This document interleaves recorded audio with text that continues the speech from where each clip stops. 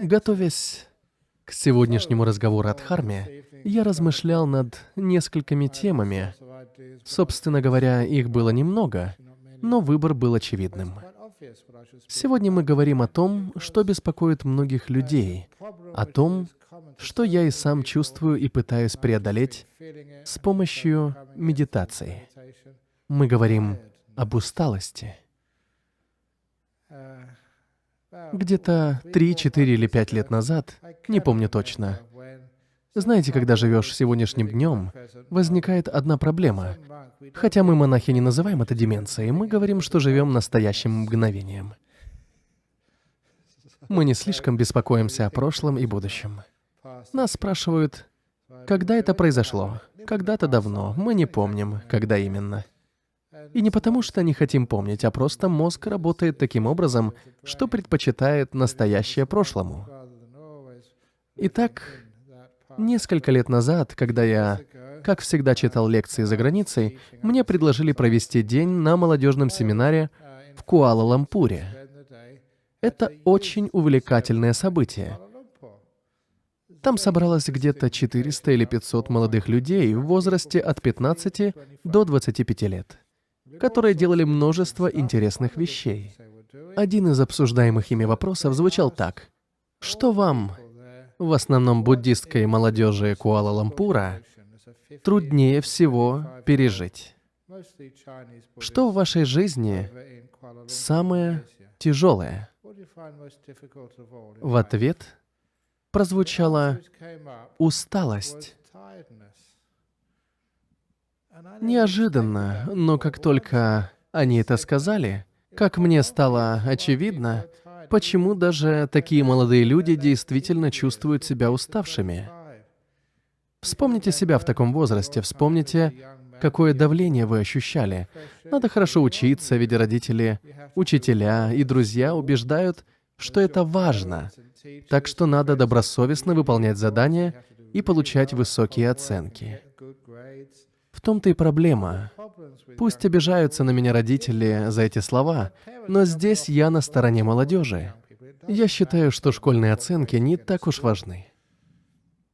Исследователи, такие как Дэвид Гоулман, автор книги «Эмоциональный интеллект», считают, что роль полученных в школе или университете баллов и сертификатов не так уж велика, когда речь идет о достижении успеха в жизни. Жизненный успех обусловливают не они, а что-то иное. Так я и сказал буквально вчера, выступая в Сингапуре по дороге из Таиланда. Если ваш ребенок получает самый низкий балл, F, то есть 2, знаете, что это значит? Как бывший школьный учитель, уверяю, это значит, что он фантастический. Если Е, 3, то энергичный. А если он получает самый высокий балл А, то он абсолютный зануда. Все те люди, которые так гордятся своими отличными оценками, иногда просто достают, не правда ли? Такие самодовольные. У меня отлично по всем предметам. Мне, честно говоря, более близки двоечники и троечники с их фантастической энергичностью. Нет никакой нужды в погоне за высокими оценками, за победу в конкурсе на место в престижном университете. Взгляните на меня. Я окончил один из лучших университетов. И что? Кембридж не дал мне ничего. С тем же успехом я мог пойти в какой-то старый колледж или вообще не завершать образование. Вообще-то, если бы я не поступил в Кембридж, то стал бы монахом еще раньше. Это было бы хорошо, но любое событие в нашей жизни может нас чему-то научить. Кстати, о событиях. Я люблю, когда в жизни случается что-то неожиданное. Расскажу вам о самом важном событии в моей студенческой жизни, которое оказалось толчком к тому, чтобы я стал монахом. Тогда я не придал ему большого значения, но, оглядываясь назад, понимаю, что это был один из решающих моментов, который повернул мою жизнь в определенном направлении. Я был не единственным буддистом в университете. Было еще несколько, но моим лучшим другом был христианин, очень искренний и преданный своей вере. Позже он присоединился к хиппи, но был действительно искренним верующим. Однажды он рассказал мне, что вместе с приятелем из курса по изучению Библии начал раз в неделю работать волонтером в местной больнице для людей с ограниченными умственными возможностями. Сначала я не хотел туда идти, но потом почувствовал, что таким образом вроде бы подводил свою команду, то есть буддистов. Как видите, единственное, что побуждало меня к волонтерству, было мое эго, моя гордость. Если христиане могут, то и буддисты не хуже. Вот так. Буду с вами откровенен. Я пошел туда только потому, что это делал мой приятель. Но случилось странное дело. В жизни часто случается, что мы начинаем что-то делать по одной причине, а затем к ней добавляется другая и постепенно преобладает, действительно меняя нашу жизнь. Те христиане наведывались в больницу всего 2 или 3 недели, затем покинули это волонтерство. Я же ходил туда 2 года. Каждый день, находясь в Кембридже, когда мне удавалось найти время между занятиями, я шел в ту больницу. Мне это очень нравилось, хотя я сам не до конца понимал, почему именно. Я помогал в отделении эрготерапии, где находились люди с синдромом Дауна. Дети, собственно, маленькие мальчики и девочки, имели просто невероятный уровень эмоционального интеллекта. Самого термина «эмоциональный интеллект» я тогда еще не знал. Это было где-то в конце 60-х или начале 70-х годов. Но видел, что они были гораздо чувствительнее меня. Только представьте, я, молодой парень, прихожу к ним сразу после ссоры с девушкой, а они сразу это чувствуют. Я не говорил им ничего, а они бежали ко мне и обнимали. «Почему ты это делаешь?» «Потому что у тебя что-то случилось». «Да каким же чудом ты догадался?» Они прекрасно чувствовали, в каком я был состоянии. Они хорошо меня знали и полюбили. Их эмоциональная чувствительность была просто невероятной. Приходилось мне находиться рядом и с нобелевскими лауреатами. Насколько же эмоционально нечувствительными они были. Казалось, в их мозге не хватало какого-то нейрона, отвечающего за чувства. Ну ладно, хватало, а то я уже преувеличиваю.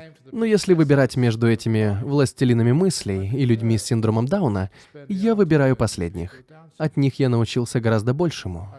Им я обязан развитием своей эмпатии, тем, что умею хорошо понимать людей. Когда вы общаетесь с профессорами, преподавателями, даже с друзьями, все, что вы от них слышите, это «напали», это звучит как «гамаян», что означает «полный бред». Все их разговоры искусственные, никакой собственной идеи, никакого чувства. Те девушки и парни не знают, как найти общий язык друг с другом. Они лишь говорят о каких-то фантазиях, выдумках, чужих идеях и взглядах. Видели бы вы людей с синдромом Дауна, как сильно они ощущали, как хорошо понимали чувства. Они могли хорошо учиться в школе. Им не давались такие предметы, как математика. Но во всем, что касалось чувств и доброты, они были настоящими гениями. Дошло до того, что мне больше хотелось проводить время с ними, чем с профессорами. Тогда я еще не понимал причин этого. Но знакомство с такими сильными проявлениями эмоционального интеллекта побуждало меня к поискам других путей в жизни. Мы очень мало внимания уделяем внутреннему миру эмоций. Мы очень много думаем, очень много всего делаем. В этом и заключается одна из причин нашей усталости.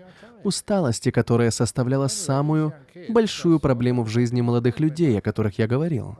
Но как только они рассказали об этом, рассказали мне и всем вокруг, они открыли себе широкие возможности для улучшения своей жизни, как в физическом плане, так и в моральном, получили возможность усовершенствовать отношения с людьми. Приходилось ли вам чувствовать себя раздраженными, когда вы возвращаетесь домой с работы? Или даже сердиться? Я часто слышу что-то вроде «мой муж всегда возвращается домой таким сердитым, кричит на детей, жить с ним — сплошная головная боль». Не посоветовали ли бы вы ему, как научиться утихомиривать гнев? Я обычно отвечаю, что нужно научить его спать ночью. Надо научить его отдыхать, а дальше будет видно, сможет ли он преодолеть постоянную усталость, укоренившуюся в современном обществе. Я говорю об этом, потому что я вижу проблему именно так. Но эти мысли не подкреплены никаким научным исследованием. Хотя если бы такое исследование провели, уверен, оно подтвердило бы мои выводы. Я убежден, что именно усталость является причиной большого количества разводов. Именно из-за усталости человеческим взаимоотношениям приходит конец. Утомление также вызывает и многочисленные заболевания, онкологические и сердечные. Даже такая распространенная проблема настоящего, как депрессия, не что иное, как очень глубокая усталость. Это, по-видимому, большая проблема для всего мира. Возможно, вам знакомо ощущение, когда мир кажется таким трудным, что вы вот-вот упадете от усталости под его бременем. Приходится прилагать незаурядные усилия, просто чтобы жить дальше. Эта борьба забирает все силы, иногда их не остается вовсе, и вы проваливаетесь в бездну депрессии, когда сил не хватает ни на что, даже на то, чтобы подняться с постели.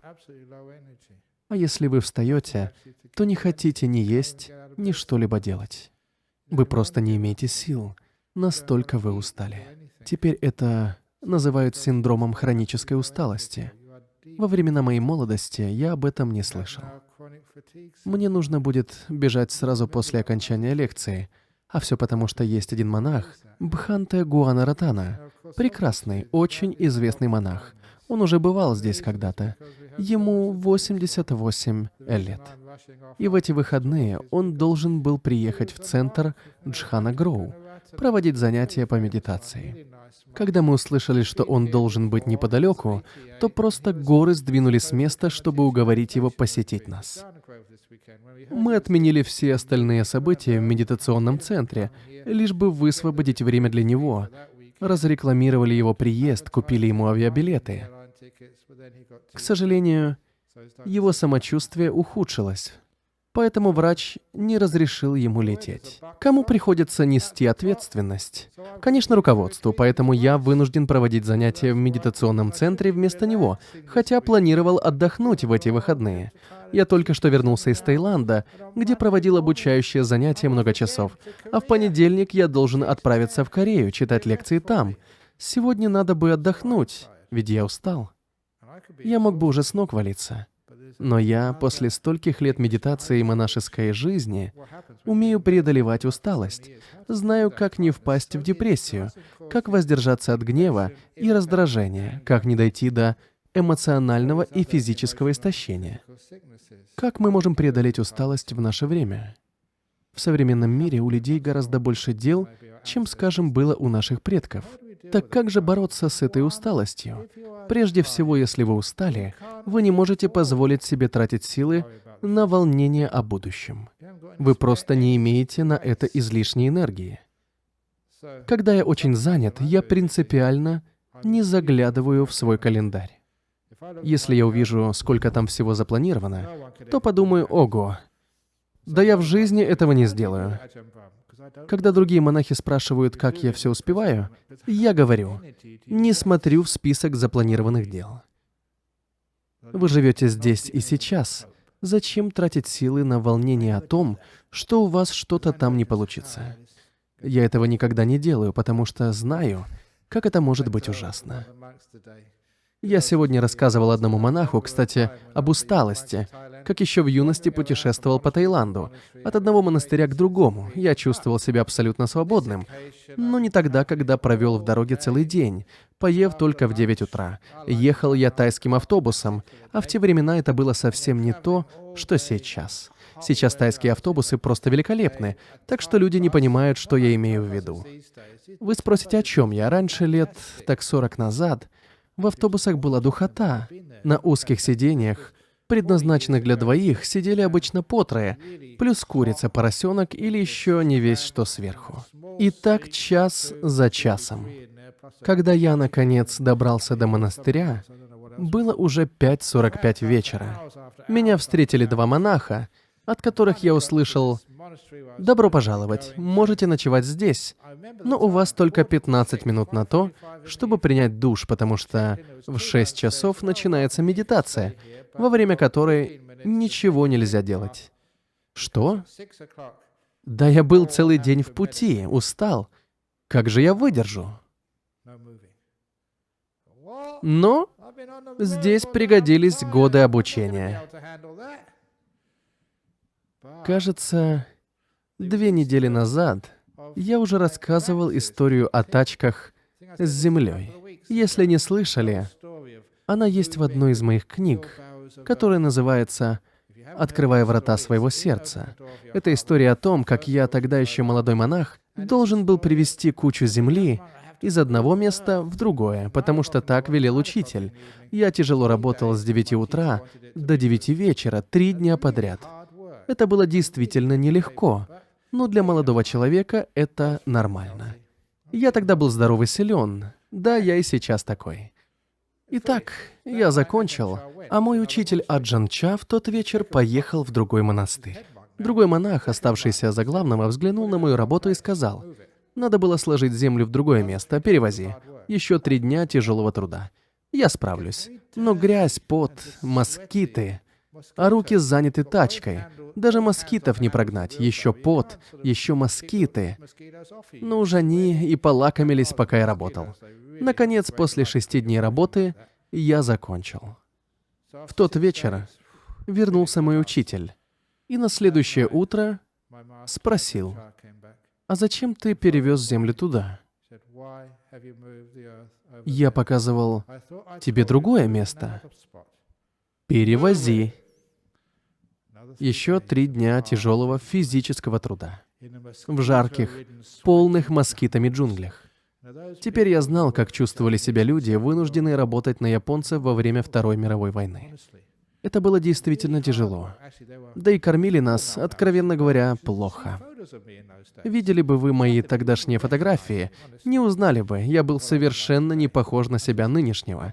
Это я сейчас немного располнел, хоть и держусь, а каким я был молодым... Как бы там ни было, а после 6 дней тяжелого труда, узнав, что придется работать еще 3 дня, я начал ныть. Что тогда было хорошо, так это то, что там почти не было людей с Запада, только монахи из Таиланда и Лаоса. Это означало, что я мог не сдерживаться, ведь никто не понимал англоязычную брань. Впрочем, не понимая английского, они прекрасно понимали язык тела, видели мои страдания. И вот тогда один из них, не помню, кто именно это был, но я ему до сих пор очень благодарен за тот урок, сказал мне: толкать тачку легко, трудно об этом думать.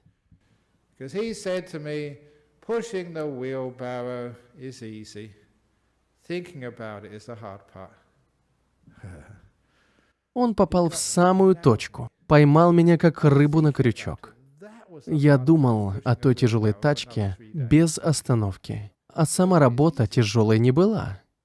Поэтому я был неимоверно благодарен тому монаху, потому что я перестал размышлять о тяжести, и работа снова стала удовольствием. Мы устраивали гонки, кто из монахов привезет тачку первым. Тот, чей черед был наполнять тачку, мог лопатой и промахнуться. Ой, не туда бросил, извини, не намеренно. Конечно, намеренно. Мы развлекались, играли, беспорядок был еще тот. Я вообще-то имею веселый нрав. Был я 2 года назад на конференции во Вьетнаме. На конференциях такого уровня программа мероприятий включает экскурсии. Не то, что я был таким уж рьяным туристом, но что поделаешь. Итак, я оказался где-то далеко во Вьетнаме, осматривая озера, подземные туннели и так далее. Плыли мы на барже, любовались прекрасными видами. А на обратном пути я на той конференции, как ни странно, представлял не Австралию, а Сингапур. Там было 2 лодки с сингапурскими монахами. Одна для представителей Тхеравады, другая для представителей Махаяны. Посмотрел я на них и говорю: так, а ну-ка на перегонки, кто лучше, Тхеравада или Махаяна? Это, как известно, 2 течения буддизма, и мы устроили соревнования. Я был в лодке Тхеравада, работал веслами изо всех сил. Монахи из Махаяны тоже не жалели усилий, пытаясь доказать, кто лучше. Победила, конечно, Тхеравада. Это же очевидно, особенно для тех, кто разбирается в буддизме. Ведь все представители Махаяны стремятся быть бодхисаттвами. Они даже позволяют другим людям достигать просветления раньше себя самих, потому что они просто заставили нас первыми пересечь финишную линию. Это у них такая традиция. Мы просто играли. Монахи умеют развлекаться. Иногда мы делаем не слишком умные вещи, но это весело. Религия бывает слишком серьезна, а вся моя сущность восстает против слишком серьезных вещей. Во всяком случае, именно толкая тачку с землей, я и научился веселиться. Да, это утомляло, но вместо размышления о том, как тяжело это делать, я просто делал, и усталость исчезла. Просто как сегодня вечером. Усталость исчезает, если прекратить о ней думать. Надо прекратить думать о будущем, волноваться о нем, ведь это забирает силы. Если вы устали после тяжелого рабочего дня, ради всего святого, вы просто не можете позволить себе думать. Жалобы, волнения, страхи, планирование одного, другого. Ваш мозг просто истощен. Так дайте ему отдохнуть. Но что обычно делает уставший человек? Его все раздражает, он не знает, как расслабиться. Люди слишком много думают. Это самая распространенная причина усталости. Размышляют над тем, что нужно сделать, вместо того, чтобы просто это сделать. Расскажите об этом вашему мужу, который должен убрать в гараже, а он утверждает, что занят. Так и скажите, не думай об этом, а просто сделай. Вам нужно сделать биопсию. Не давайте волю изнурительным мыслям об этом. А вдруг это рак? Я умру. А просто идите и делайте. Даже если вы умрете, ничего страшного. Не думайте об этом. Просто делайте. Рассуждение и является самой большой проблемой. Мы задумываемся невольно, просто мы так устроены. Именно поэтому я и узнал столько всего об усталости. Ведь с физическим истощением ничего особенно не поделаешь. Хотя кое-что можно, конечно, сделать. Но дело в том, что основную часть усталости составляет усталость эмоциональная, умственная. Эмоциональная усталость возникает тогда, когда вы прилагаете слишком много усилий. Не знаю зачем. Я часто слышу «я должен». Нет, не должны. Но мой руководитель ожидает, что я буду хорошо работать. Хватит с него того, что вы вообще что-нибудь делаете. Не знаю, читали ли вы. Я признаюсь, я люблю комиксы. В частности, серию комиксов о Дилберте. Есть там такой Волли, парень, который только и делает, что носит по офису кофе. То слева направо, то справа налево. Никакой другой работы он не выполняет. Но создается впечатление, будто он что-то делает. Это и держит его в этой должности. Собственно, может и со мной так. Все, что держит меня на должности, это внешнее впечатление. Так или иначе, есть еще одна серия комиксов, на которую я недавно наткнулся. Мне их кто-то прислал. Речь шла о невероятно интересной теме, о том, почему люди боятся смерти. Это еще не произошло, так чего волноваться? Не беспокойтесь, не думайте о будущем. Это была серия о мелочах, о двух замечательных персонажах — Снупи и Чарли Брауне. Скажу откровенно, в тех комиксах я нахожу гораздо больше смысла, чем на первых полосах газет и вообще в новостях. Читайте комиксы, они гораздо проницательнее. Итак, те персонажи — Чарли Браун и Снупи — где-то отдыхали. И вот в один прекрасный день сидят они на краю пирса, любуются видом. А вокруг качаются волны озера, где-то неподалеку высятся горы.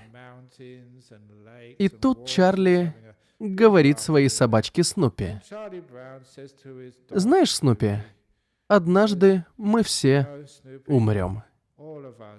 И великий философ Снупи, действительно мудрая собачка, гораздо мудрее некоторых людей, отвечает: «Точно, но умрем мы только в один из дней. Во все остальные дни мы все будем живы». Как это мудро! Помрем мы только в один из дней, во все остальные дни мы будем все жить. Так зачем наполняться негативом? Не думайте о плохом, потому что эти мысли утомляют нас больше, чем что-либо другое. Вы хотите, чтобы ваши дети хорошо сдали выпускной экзамен? Не думайте об этом, оценка не имеет большого значения. Как бы они ни сдали экзамен, хорошо. Если у вас есть талант от природы, прекрасно, но ради всего святого, не устанавливайте себе планку слишком высоко. Не всем родителям нравится то, что я говорю, но я стараюсь, чтобы дети развивали эмоциональный интеллект, чтобы они чувствовали вашу любовь и уважение, несмотря на экзаменационные оценки. Повторяю снова и снова, дети, половины из присутствующих здесь, имеют уровень интеллекта ниже среднего. Сами подумайте, так должно быть, это логично. На то и существует понятие среднего уровня. Если вы все здесь Эйнштейны, то половина из вас, Эйнштейнов, имеет уровень интеллекта ниже среднего. Вот вы сейчас подумали, нет, речь не о моих детях. С моими все в порядке, это о других. Слушайте. Пусть ваши дети отдохнут. Оставьте их в покое. Если вы не будете давить на них в раннем возрасте, они не будут чувствовать себя уставшими. У них будет возможность развить свой эмоциональный интеллект. Такой интеллект, который я наблюдал у людей с синдромом Дауна. Прекрасные люди.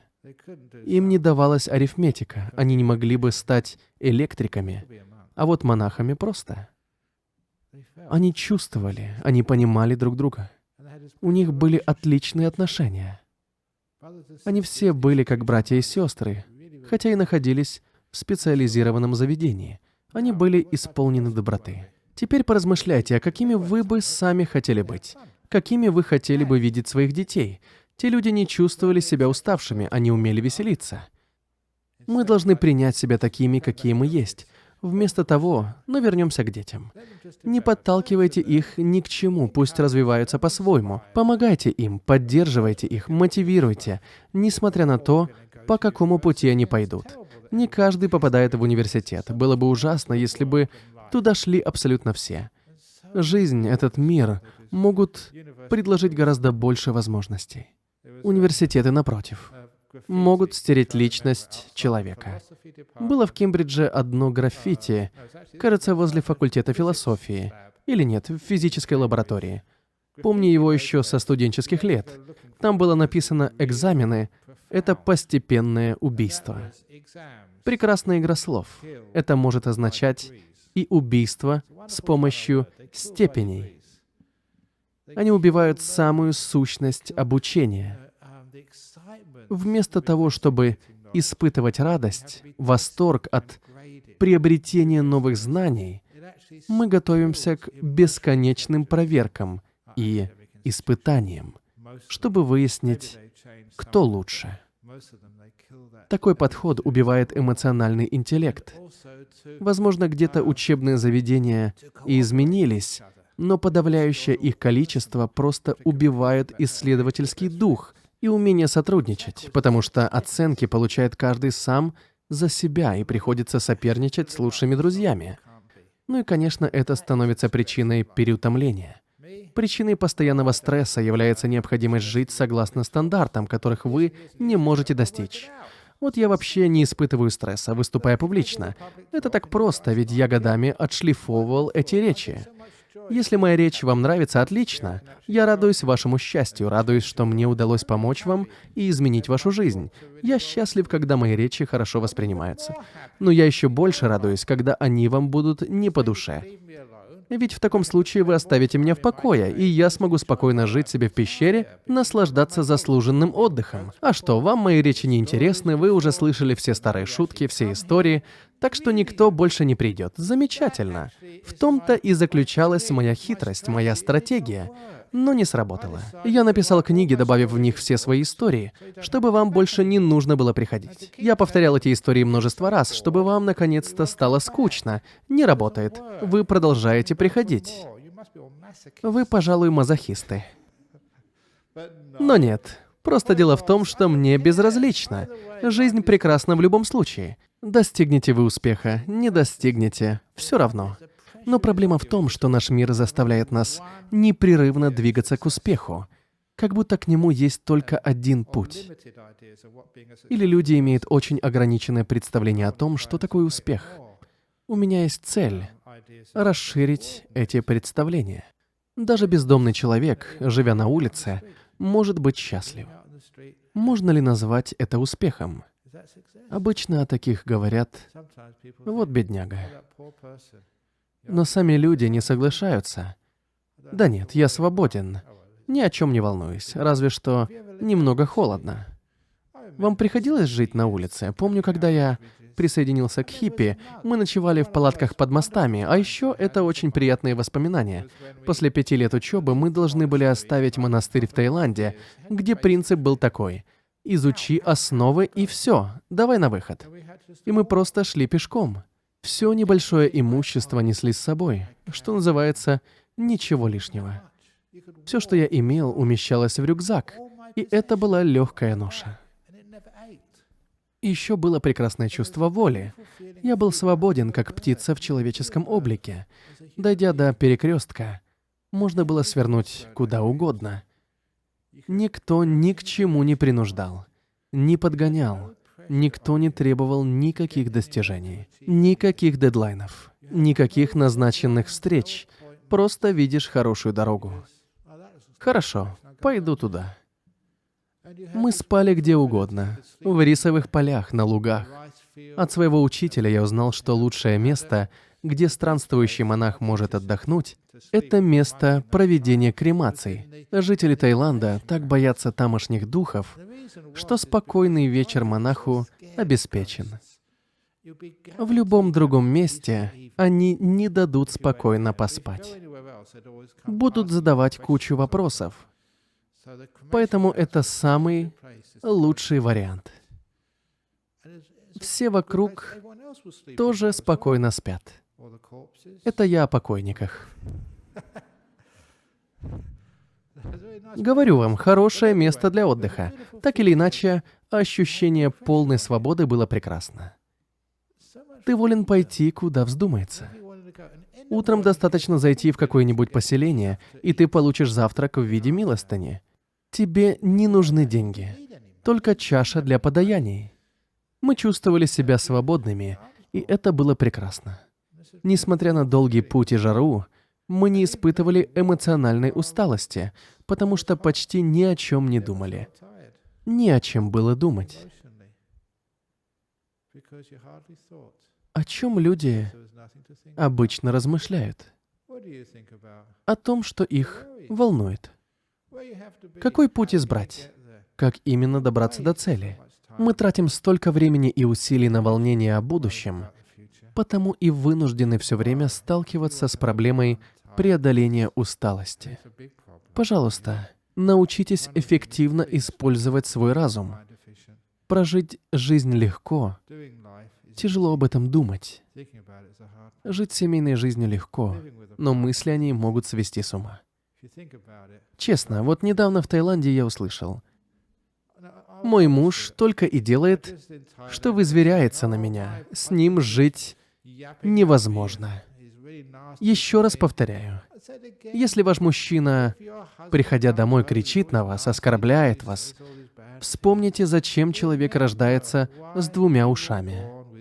Одно, чтобы в него влетало, другое, чтобы из него вылетало. Не держите в себе ничего. Если держите, то выходит, что вы об этом думаете, поэтому выбрасываете лишнее сразу. Секрет преодоления усталости как раз и состоит в умении избавляться от лишнего. Избавляйтесь от лишних мыслей, просто делайте то, что нужно. Не беспокойтесь о будущем. Вы обессиливаете себя волнением о том, что должно произойти. А еще нужно отпустить прошлое. Не помню, рассказывал ли я об этом, но 2 или 3 недели назад я услышал очень приятные слова в свой адрес. Как и каждый год, я посещал Ассоциацию поддержки больных раком. Ее деятельность начиналась в старом доме в Котслоу.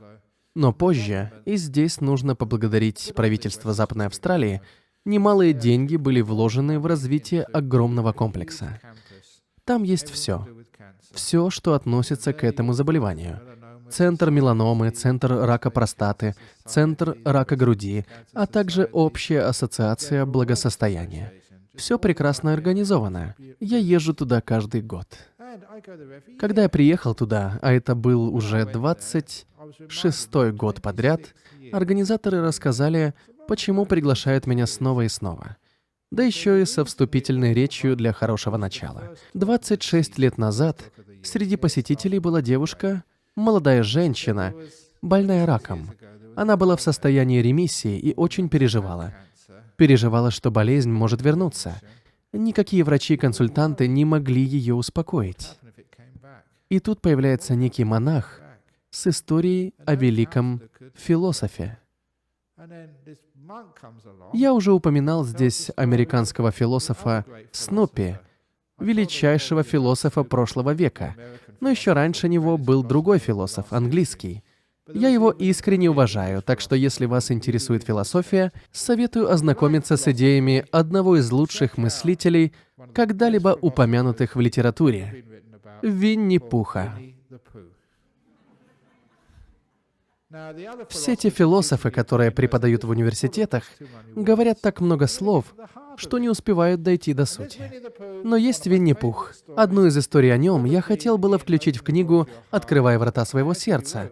Я даже обращался в компанию Disney, которая является владельцем авторских прав на Винни-Пуха, но они категорически отказали. Компания Disney настолько коммерциализирована, что не может позволить себе поделиться даже несколькими короткими строчками из книги о Винни-Пухе. Ну и пусть. История, которую я 26 лет рассказывал перед членами Ассоциации поддержки больных раком, была о том, как Винни-Пух и Пятачок шли по лесу во время сильной бури.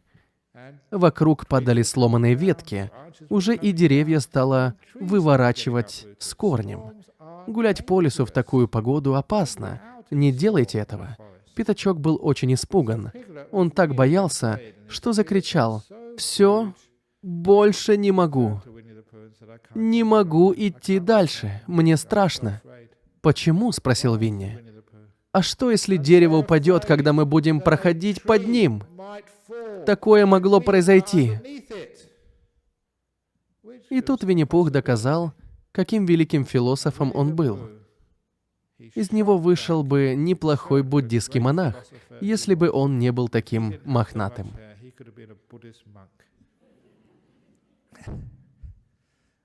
Он быстро ответил: «А что, если дерево упадет, а нас под ним не будет?» И страх исчез. Нам страшно, когда мы ждем от будущего чего-то плохого. Мы придирчиво всматриваемся в него, выискивая, что может пойти не так. Это и есть страх.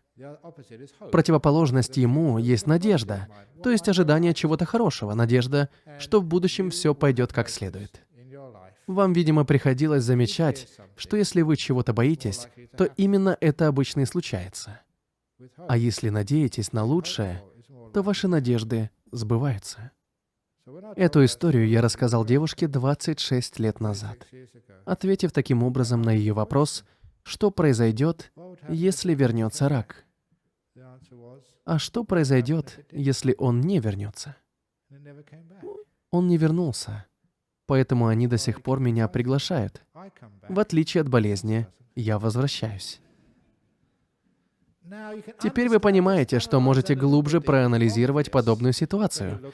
Если человек волнуется относительно рака, что будет, если он вернется? То волнуется, переживает и, собственно, повышает уровень стресса, а стресс, в свою очередь, вызывает рак. Но если задуматься о том, что будет происходить, если болезнь не вернется, то человек становится спокойнее, здоровее, увеличивая таким образом шансы на полное выздоровление. Увеличиваются шансы на успешную, здоровую и счастливую жизнь. Исчезает усталость, вызванная переживаниями.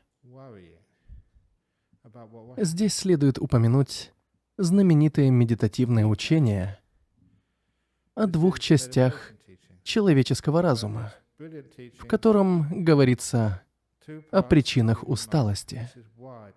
Я называю это «действовать и знать».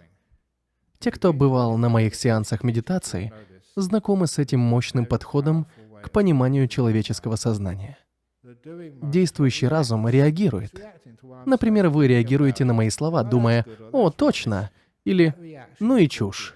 Спланировать, запомнить, вычислить, инициировать действие, выбрать пешую прогулку, решить, что будете делать, когда отсюда уйдете или в эти выходные. Все это примеры работы действующего ума. Другая часть ума — это та, которая знает. Пассивное восприятие, осознание. Вы чувствуете, что вам хочется почесать руку, что в комнате прохладно. Вы слышите звуки машин с улицы. Вы это просто знаете.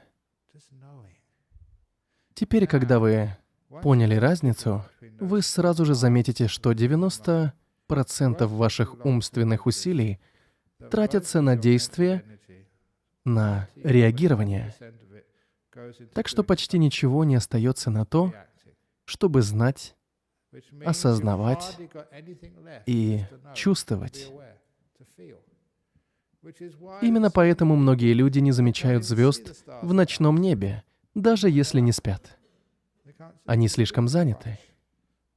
Они не чувствуют дыхания ветра, не замечают дождя, потому что слишком заняты выполнением какой-то деятельности. Они не полностью живы. Они постоянно уставшие из-за того, что делают так много и живут так мало. Что происходит, когда вместо размышлять над чем-то, вы просто живете, существуете и чувствуете? Чувствуете ветер, холод, жару. Вы идете к машине, сняв обувь, и чувствуете камни или траву под ногами. Вы чувствуете себя живыми. Мало того, вы отдаете энергию знанию, отнимаете ее у деятельности. Когда ваша энергия возвращается к пассивному сознанию, знанию, наблюдательности, усталость начинает исчезать. Дело в том, что умственная усталость — это полное отсутствие сил для того, чтобы знать. Добавьте энергии к осознанию того, что происходит вокруг, и вы проснетесь. Возьмем, например, чашку кофе. До того, как вы ее выпьете, вы чувствуете себя просто жалко. Как только вы ее выпьете, вы просыпаетесь, вы снова живы, ваши ощущения оживляются, вы можете видеть, слышать, думать. Эта энергия неестественная, но все же энергия. А представьте, если бы все шло по естественному пути. Вы просыпаетесь, вы оживаете. Когда разум полон сил, тело тоже чувствует себя сильным. Именно это я и делал 10 минут после того, как проводил с вами сеанс медитации. Обычно я провожу медитации, но я был такой уставший, просто обессилен. Ведь работал без остановки 2 недели подряд. Так вот, я был с вами 20 минут, а потом все, никакой работы.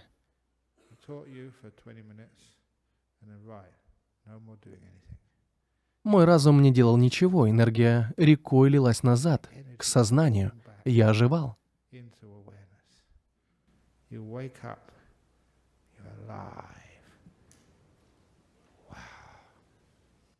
Это было невероятно.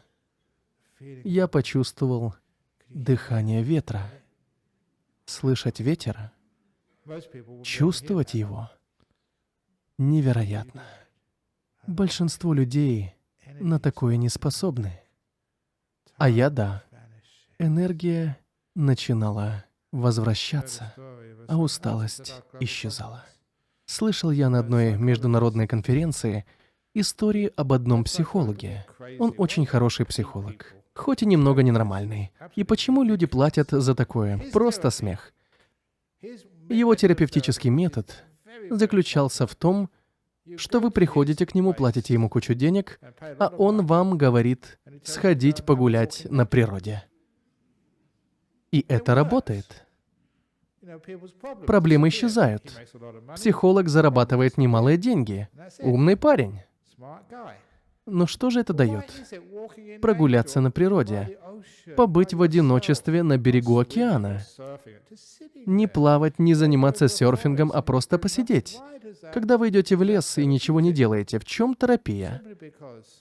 В том, что энергия возвращается к вашему сознанию, к знанию. Вы ничего не делаете, так что усталость уходит, исчезает. А когда исчезает усталость, ваше здоровье, ваши умственные, эмоциональные и физические способности невероятно усиливаются.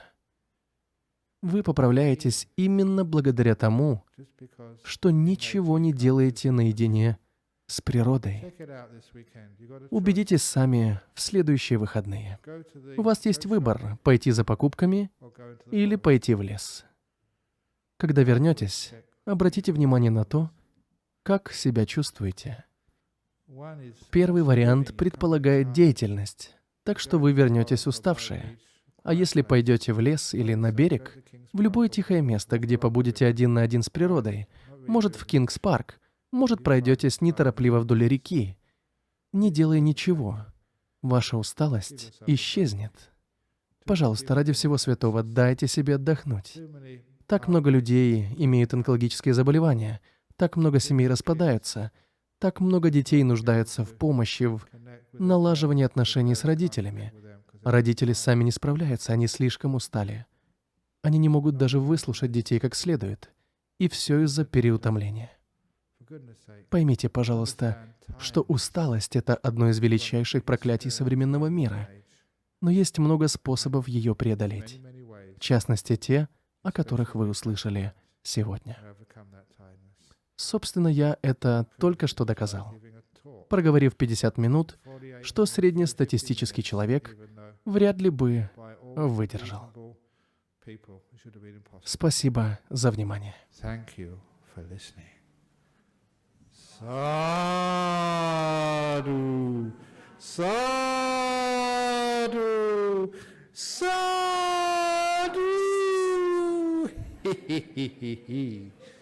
Как хорошо. Сколько энергии. Очень хорошо. Что у нас тут? Вопросы из Ирландии, Франции, Лондона. Ого, Европа. Что делать с усталостью от людей, указывающих нам на нашу неправоту, или чьи утверждения мы считаем неправильными? Просто скажите им, что они правы, а вы ошибались. Я часто сталкивался с этой проблемой в Малайзии. Там, как в Сингапуре, много христиан, притом евангелистов, стремящихся обратить всех в свою веру. Был там один старик, сам буддист, а его сын или внук стал христианином. Все остальные члены семьи были буддистами или индуистами, кроме того парня. Ему не давала покоя мысль о том, что отец попадет в ад, если не окрестится. Он привел своих друзей вместе с пастором к старику, который уже был одной ногой в могиле, и непрестанно уговаривал его, пока тот не согласится перейти в христианство. Неприятная была история. В Сингапуре, похоже, даже запретили подобные вещи.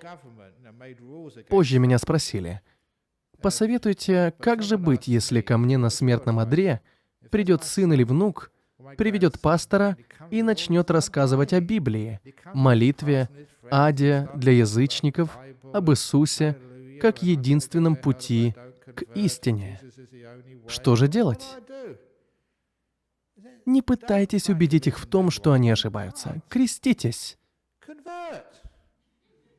Скажите: «Так, дорогой, здравая мысль, принимая Иисуса как своего Спасителя. Как только они споют свои молитвы, они оставят вас в покое. А как только выйдут за дверь, можете спокойно менять религию еще раз и снова стать буддистом». Вот такой мой вам практический совет. Если кто-то говорит вам: «Вы ошибаетесь, вы не правы, это не так», отвечайте: «Да, вы правы, согласен с вами, я ошибся», и вас оставят в покое. А как только вы останетесь сами, можете спокойно думать: глупости, как бы там ни было, а я прав. Я видел такие ситуации даже в семьях среди близких. Вот и музыка к речи. Ничего страшного, бывает. Это не ваша вина. Это вина телефона. Не сердитесь на себя. Разве что дайте пощечину телефону или заключите его в тюрьму. О чем я? А, да. О том, кто не прав. Вы никоим образом не сможете доказать своему партнеру, что он ошибся. Никогда. Думаю, вы уже убедились в этом, если провели вместе определенное время. Даже если бы вы были канцлером Германии, как там ее, напомните? Ангелой Меркель. Чрезвычайно сообразительная женщина с очень сильным характером. Не знаю, замужем ли она, но если да, то уверен, даже она не находит достаточно аргументов для того, чтобы убедить своего мужа в своей правоте. И Обама не может убедить Мишель, свою жену, что она ошибается. Это невозможно. Каким бы сильным или умным вы ни были, это невозможно. Даже не пытайтесь. Многие мужчины говорят: «Да, да, дорогая, я согласен с тобой», а когда женщина не видит, делают все по-своему. И это правда. Так что привыкайте, женщины. Ладно, продолжаем. Вот вам история, которую я обычно рассказываю на свадьбах. Кстати, завтра будет еще одна. Вы никоим образом не можете убедить кого-то в своей правоте. Поэтому должны принять решение соглашаться и мирно жить дальше. Но это не значит, что вы должны все время подчиняться. Это был бы полный отстой. Не правда ли? Он что, всегда прав? Почему я должна все время с ним соглашаться? Почему это она всегда должна быть правой? Выход есть, и это календарный метод, помогающий поддерживать гармоничные отношения с партнером. Календарный метод заключается в том, что не нужно спорить, кто прав, а кто нет. Пусть это решает календарь. По нечетным числам права она. По нечетным числам правы девушки, по четным — парни. Все честно. Сегодня 19-е, поэтому сегодня все девушки правы. Ура! Осторожно, завтра правда будет на его стороне. Таким образом, незачем спорить. За вас все решает календарь, так что вам легко принимать решения. Не так уж плохо, что решение принимает кто-то, а не вы. Это хотя бы честно. Думаю, все уже успели вычислить, особенно девушки, что у девушек дней в течение года больше, чем у ребят.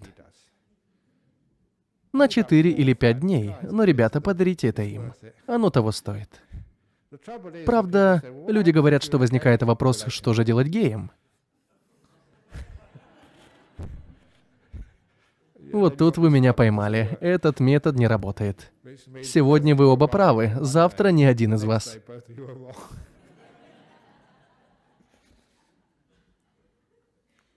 В любом случае, когда вам говорят, что вы ошибаетесь, забудьте, пусть себе говорят. Делайте свое, не переживайте.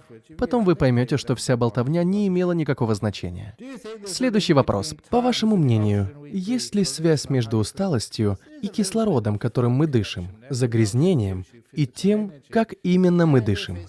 Определенная связь есть, поскольку кислород дает нам физическую энергию, а если ее недостаточно, она загрязнена или что-то еще, конечно, это влияет на объем воздуха, который мы вдыхаем. Обычно наши легкие пытаются это компенсировать, мы просто вдыхаем глубже. Я почувствовал это на себе во время путешествия в Бутан.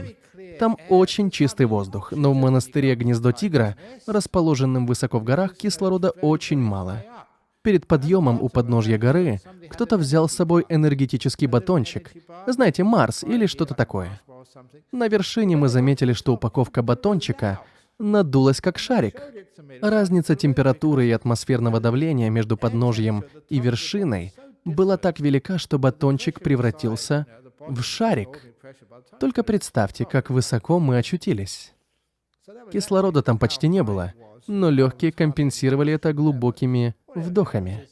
И тогда определенная связь между усталостью и недостатком кислорода есть, но наш организм умеет это преодолевать. Что он преодолевать не умеет, так это ненужные мысли. Уважаемый Аджан, вопрос из Лондона. Что делать, когда человек потерял все, а страх перед будущим просто убивает? Вспомните обо мне. Я потерял все, что имел. Моя научная степень больше ничего не стоит. У меня нет ни цента за душой. Хотя в молодости у меня деньги были. Чего я еще лишился? Девушек, денег, собственности, всего. Я потерял свое прошлое, все воспоминания. Я потерял свои страхи. Я потерял все, что обеспечивало мое благополучие. Я потерял право на увольнение за выслугу лет. Мне не позволено, согласно правилам монашеской жизни, получать пенсию. У меня нет ничего. Что будет, если завтра или послезавтра вы перестанете кормить меня? Потерять все — это не всегда беда. Иногда это дает ощущение свободы. Вы можете жить просто. Можете научиться этому. Теперь о том, что человек умирает от тревоги. Вы потеряли то, что имели, так что не теряйте еще и собственное спокойствие. Вот недавно монастырь Бодхиньяна ограбили. Своровали несколько бензопил. Я сразу же сказал, пусть себе. Забрали и забрали. Они украли бензопилы, но не могут украсть наше спокойствие и милосердие. Это не должно нас беспокоить. Тем более, что бензопилы были старыми, а страховка дала нам возможность получить гораздо лучшее. Если вдруг тот вор сейчас здесь, пусть выходит сюда, чтобы мы могли его поблагодарить. Не следует такое говорить, но та кража принесла нам пользу. Кто-то может ворваться в ваш дом, украсть ваши вещи, но зачем же позволять им воровать ваше счастье? Не стоит этого делать. Вы можете потерять свои материальные ценности, можете потерять жену, детей или еще что-то, но не теряйте своего счастья. Это все равно, что потерять надежду. Как вернуть надежду? Взгляните на других, на людей в аналогичной ситуации. Как это называется? Групповая терапия, групповая поддержка. Когда мы слышим, что кто-то другой прошел через то же, что и мы, это может дать нам вместо тревоги и страха надежду. Это очень важно. В жизни обязательно должна быть надежда.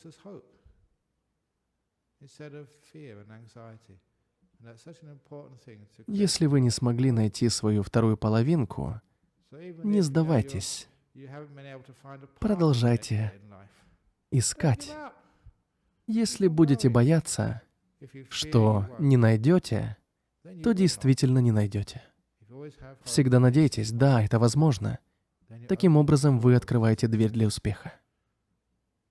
Заглядывая в будущее, настройтесь на позитив, чтобы неприятный опыт не оставил вас без надежды.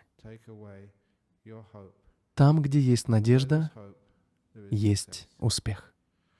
Хорошо, спасибо всем. Уже 9 часов. Есть еще вопросы? Прекрасно. До свидания. Хорошо, теперь поклонимся Будде, Дхамме и Сангхи. Приношу извинения, что не могу с вами пообщаться. Мне нужно бежать, проводить сеанс медитации в Джханагроу.